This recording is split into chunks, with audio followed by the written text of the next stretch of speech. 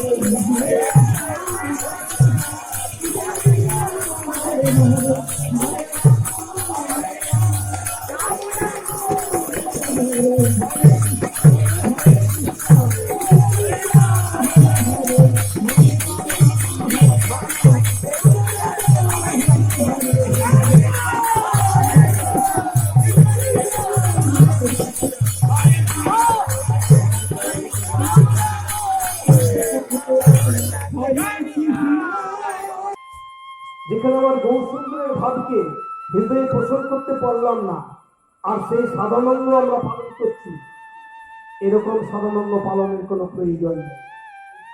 কারণ কালু ঠাকুরের শ্রীপাঠের আশ্রয়ে আশ্রিত শিষ্যদেরকে কালু ঠাকুরের শ্রীপাঠের পক্ষ থেকে নাম করার কথা বলা হয়েছে, নিজেদের মধ্যে কলহ করার কথা বলা হয়নি। জয় জয় বল। তাহলে যখন নিজের তৃণাসম মানসিকতা আমি তৈরি করতে পারলাম না, তাহলে আমি অপরকে কি শিক্ষা দেব?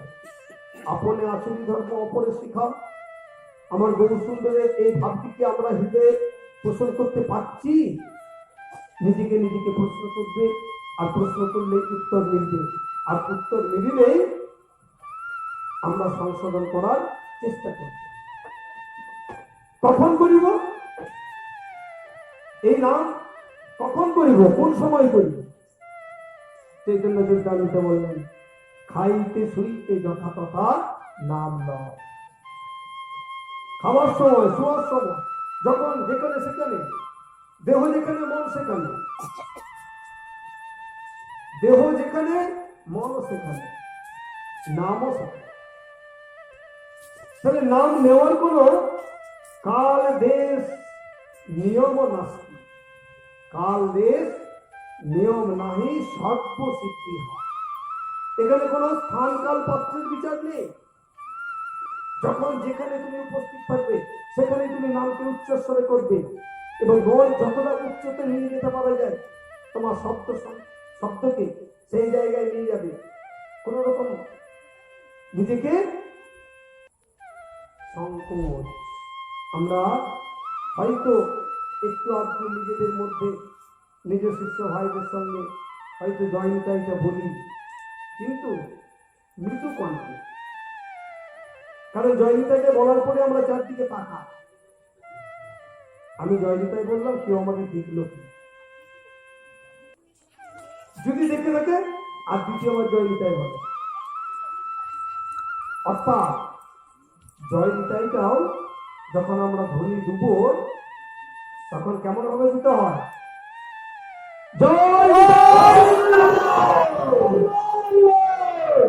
তাহলে নিতাইয়ের ধ্বনি যখন দেব হৃদয়ের ভিতর থেকে দেব।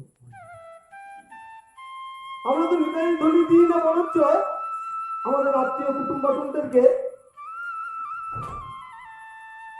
যখন নিতাইয়ের ধ্বনি দিতে যায় তখন আমাদেরকে কি করে? বাবা, এই মানুষটা বিরাট, কবে থেকে এই লাইনে এলেন? বিয়ায় বছর হয়তো আছে, নিতাই ধ্বনি হয়তো দেওয়া হয়ে গেছে।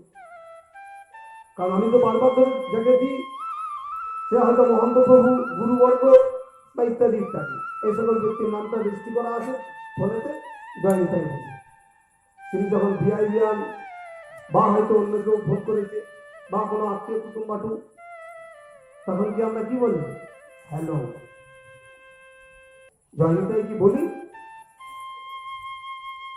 অর্থাৎ আমাদের ভিতরে দ্বিচারিতা মানে ভণ্ডামিটা আছে। প্রকাশ পায় কখন? না ওই সময় যে গুরুদেবের ফোনটা যখন দেখতে পাইনি, চোখে হয়তো একটু চেষ্টা হতে শুরু করি, লেখাটা দেখতে পাইনি গুরুদেব বলে ফোনটা করেছে, হ্যালো, ধরা পড়ে যায়। কারণ এইটা দ্বিচারিতার লক্ষ্য।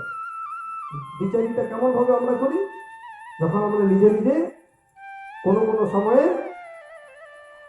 সবাইকে যখন জয়নিতায় সম্বোধনটা করতে না পারি, তখন এই বিচারধারা রেখে যখন জয়নিতায় বলি, তখন তার ভণ্ডামিটা প্রকাশ হয়ে যায়। ঠিক আছে? অর্থাৎ যাহা হৃদয়ে পোষণ করেছি সেটা নিত্য না অনিত্য, সেটা আমাকে সিদ্ধান্ত নিতে হবে। আর নিত্য সিদ্ধান্তটাই আমার কাছে বাস্তব, কারণ মৃত্যুর আগে পর্যন্ত সেটা থাকে। অনিত্য মানে আমি জীবের সঙ্গে দ্বিচারিতা করছি। কলিযুগে নাম দুই ভাবে প্রচারিত হয়। এক, কলিযুগে প্রধান উপাচারী হচ্ছে নাম সংকীর্তন। কেন নাম সংকীর্তনে আমার হরিকে, আমার গোবিন্দকে তুষ্টিকরণের প্রধান উপকরণ। এটা বহুবার বলা হয়েছে। এবং যেহেতু নাম সংকীর্তনই প্রধান উপাচার, তাই নাম সংকীর্তনই জীবের প্রধান, এবং সেই নাম সংকীর্তনকে কলির জীবের আশ্রয় করে চলা উচিত।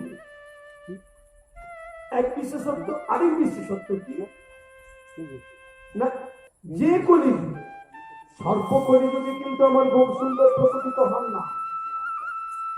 সর্প কলিযুগে আমার গৌর সুন্দর প্রকটিত হন না। কোন কলিযুগে? না, কলির যে দাপর যুগে স্বয়ং ভগবান, ভাগবত গীতা ভাগবতে বললেন কৃষ্ণেস্তু স্বয়ং ভগবান, যে স্বয়ং ভগবান দাপরে প্রকটিত হবে, সেই ভগবান দাপর যুগে যে লীলাটি সূত্রপাত করে, তার পরবর্তী কলিযুগে এই লীলাটি সমাপ্তি। তাই অষ্টবিংশ চতুর্যুগে, অর্থাৎ আমরা 98তম দাপরের যে পরবর্তী কলিযুগ, সেই কলিযুগেতে যেহেতু দাপরে আমার গোবিন্দ ছিলেন বিষয়, আর আশ্রয় ছিলেন কে? রাধা ঠাকুর। এই তার পরবর্তী সময়ে কলিতে আশ্রয় বিষয় একই দেহকে অবলম্বন করে আছে। সেই আশ্রয় বিষয়ের দেহটি কি? আমার গৌর সুন্দরের রূপ শ্রীকৃষ্ণ চৈতন্য মহাপ্রভু, যিনি আশ্রয় এবং বিষয়ের একত্রীভূত মূর্তি। সেই মূর্তি আমার গৌর সুন্দর, আর সেই গৌর সুন্দর নিজে, তিনি কিন্তু যুগ অবতার নন, স্বয়ং ভগবান। তিনি অবতরী, তাকে অবতরণ করাতে হয়নি, তিনি স্বয়ং ভগবান রূপে প্রকটিত হয়েছে। কলিযুগের যুগপতের নাম কি? কল্কি।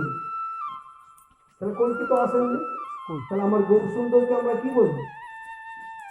প্রেমের ঠাকুর, প্রেমের অবতার। যুগ অবতার কিন্তু বলি না, আমরা কি বলি? প্রেমের অবতার। আমরা বলি কি? করুণার অবতার। তাহলে আমার গৌর সুন্দর তিনি স্বয়ং ভগবান রূপে প্রকটিত হয়েছে, প্রেম অযাচিত ভাবে দুয়ারে দুয়ারে বিলানোর জন্য। তাই এই স্বরূপ স্বয়ং ভগবানের মুখে এই নাম কীর্তন যখনই কোন জীব পেয়েছে, কারণ নাম সংকীর্তনই তো প্রধান অস্ত্র ছিল, এই নাম সংকীর্তনের অস্ত্রতে বহু এইরকম অসুরকে দমন করেছেন। কারণ গৌর সুন্দর প্রকটিত হওয়ার মূল লক্ষ্য ছিল কি? যে কলিতে কোনো স্বয়ং ভগবান যে অবতীর্ণ হবেন, কোন অস্ত্র ধরবেন না। প্রেম নামক যে অস্ত্রটি নাম সংকীর্তনের দ্বারা জীবকে আকৃষ্ট করে আর জীবের ভিতরে যা কিছু কলুষ তাকে দূরীকরণ করে দিলেন এবং পশু ভাব বা দৈত্য ভাবের যে ভাবগুলো সেগুলোকে ধ্বংস করে দিলেন। তাই এই দুই বিশেষত্বের জন্যই এই কলিযুগেতে নাম সংকীর্তনের এইরূপ এক প্রভাব। তাই বলছেন কি যে হেন কৃষ্ণ নাম যদি লয় বহুবার, তবে যদি প্রেম নহে নহে সুধার, তবে জানি অপরাধ আছে প্রচুর, কৃষ্ণ নাম বীজ না হয় অঙ্কুর। জয় বললেন কি যে নাম অপরাধ থেকে দূরে থেকে যেন নাম সংকীর্তন করে। কারণ নামের যে অপরাধ আছে 10 প্রকারের, সেই 10 প্রকারের নামের অপরাধ জীবকে সচেষ্ট থাকতে হবে। এই নাম অপরাধকে ভিতরে বর্জন করলে তবে নাম করিলে তার দেহের মধ্যে বিকার উৎপন্ন হবে এবং যে মাটিতে বীজ রোপণ করলে সেই বীজটি অঙ্কুরিত হয়। আমাদের দেহ থেকে পূর্ব জন্মার্জিত আবরণের দ্বারা যে পাষাণ সদৃশ হৃদয়টি হয়েছে, অর্থাৎ আমাদের যে ভিতরে যে মৃত্তিকাটিকে আমরা রোপণ করেছি, সেই মৃত্তিকাটা কি উর্বর আগে বিচার করতে হবে। আমরা প্রত্যেকেই তো ভগবানের নিজ নিজ গুরুর কাছ থেকে আমরা বীজ মন্ত্র নিয়েছি। আমরা বীজটি নিয়ে আমরা কি অঙ্কুরিত করেছি? আমাদের হৃদয় মৃত্তিকাটি কি উর্বর করেছি? পূর্ব জন্মার্জিত পাপ রাশি সঞ্চিত আছে সেই হৃদয়টি পাষাণ সদৃশ হয়ে গেছে। খড়খড়া শুকনা ডাঙার মধ্যে আমি যদি বীজ রোপণ করি, সেই বীজটি কি অঙ্কুরিত হয়? তাহলে পাষাণ সদৃশ হৃদয়ে না হয় কৃষ্ণ বীজের অঙ্কুর। তাই বললেন কি যে নাম অপরাধ দূরে রেখে আমরা যদি নাম করতে পারি, তাহলে অবশ্যই আমাদের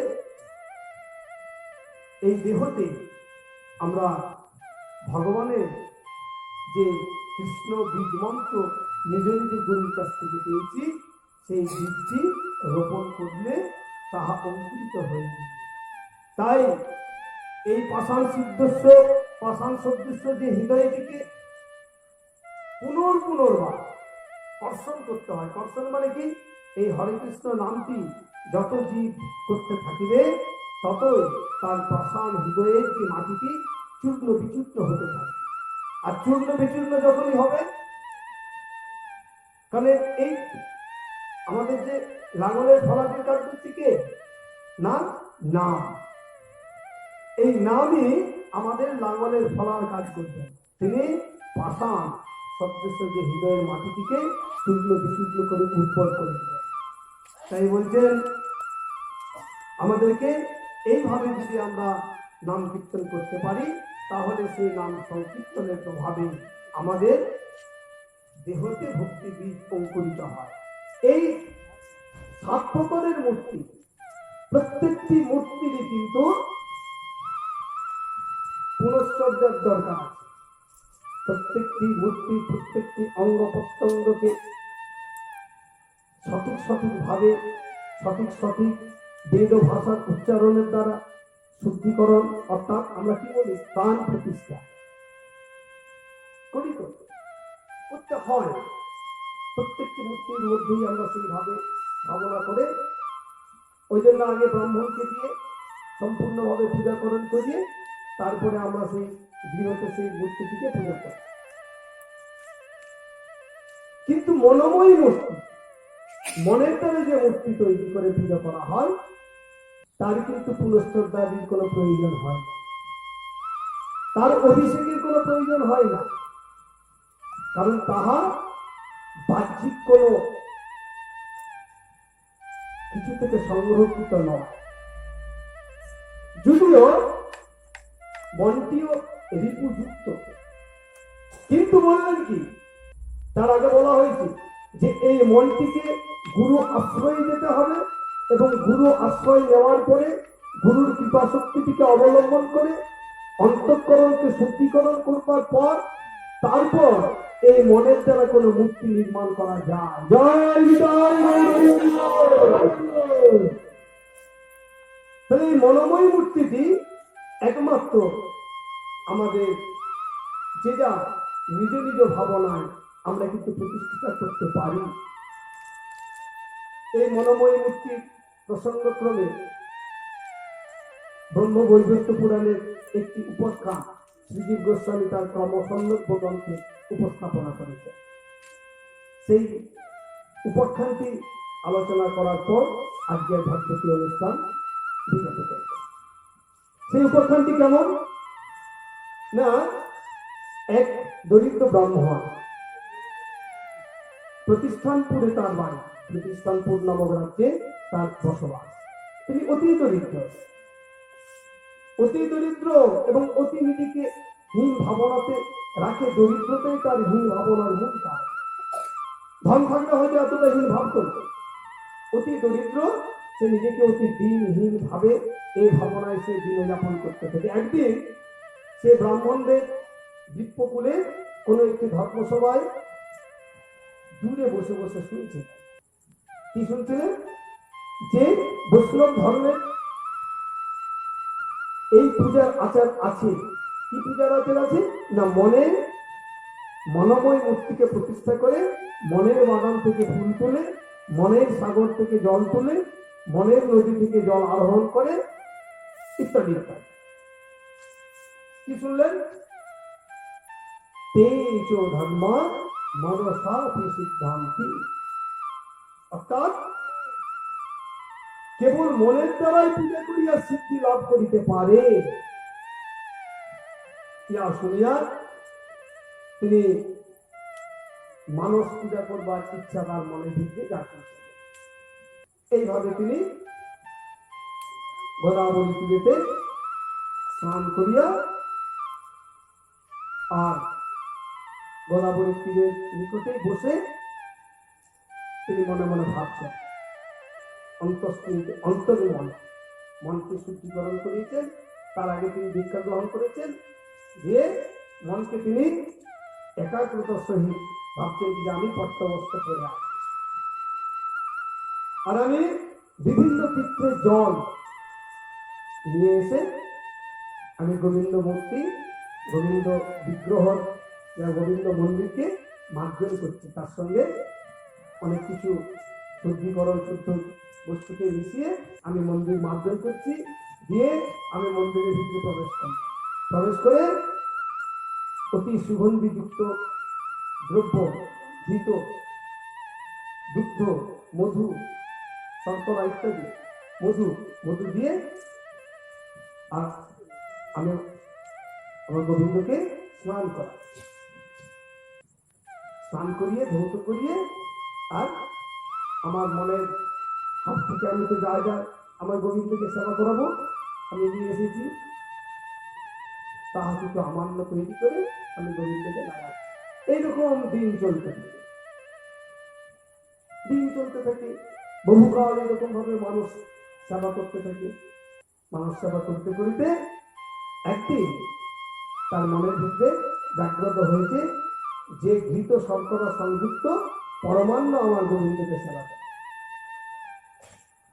সুন্দর তিনি পরমান্ন তিনি তৈরি করেছেন। তৈরি করে সদর থালা, এমনিতে পাতার থালা খেতে পারি না, কিন্তু মনে মনে সে স্বর্ণ থালা তৈরি করেছে। সেই স্বর্ণ থালাতে সেই পরমান্নকে দিয়ে আর গোবিন্দকে লাগাবে। দিয়ে দিচ্ছেন কি না, এটা খুবই গরম, এত গরম তো সেবার উপযুক্ত নয়, এত গরম সেবার উপযুক্ত নয়। গরম কতটা গরম